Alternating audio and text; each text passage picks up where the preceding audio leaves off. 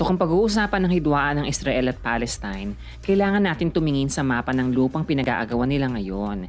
Eto yan, yung kulay green ang Palestine and yung kulay white naman ay Israel.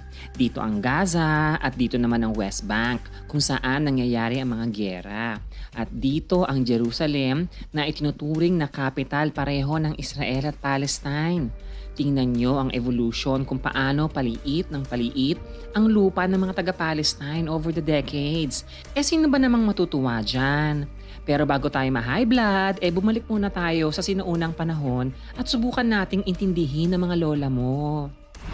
Okay, so before 3,500 BCE, sabi sa mga sinaunang mapa, archaeological records at kahit sa Christian and Jewish Bibles, ang lupa ng Israel at Palestine ay napapaloob sa dating lupain ng Kanaan.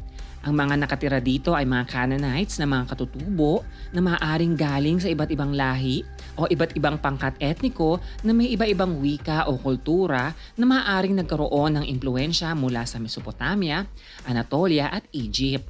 Pero sabi sa Bible, ang mga Canaanites daw ay mga kaapo-apuhan ni Canaan na apo ni Noah ng Noah's Ark. Remember? Na sinumpa niyang magiging alipin ng mga alipin. Mamaya balikan natin yan. Okay, forward tayo konti. Millenniums after, nung 20th century BCE, sinakop ng Egypt ang Kanaan bilang harang laban sa ibang superpowers noon ng Asia tulad ng Assyria, Hittite at Babylonia. Noong panahong ito, itinayo ng Egypt ang siyudad ng Gaza bilang sentro ng kalakalan at administrasyon ng Egypt at Kanaan.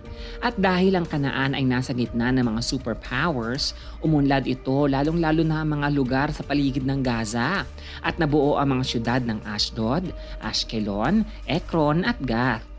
Dumami man ang mayayamang siyudad sa timog ng Kanaan, ang mga mahihirap na Canaanites naman ay nagkalat sa buong Kanaan. Okay, so forward in time tayo ulit ha. Noong 13th century BCE, may dalawang version tayo na pwedeng tingnan na pinagmulan ng mga Israelites.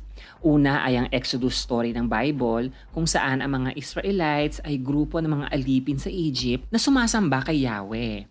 Sila ay ang mga inapo ni Jacob na siya namang apo ni Abraham.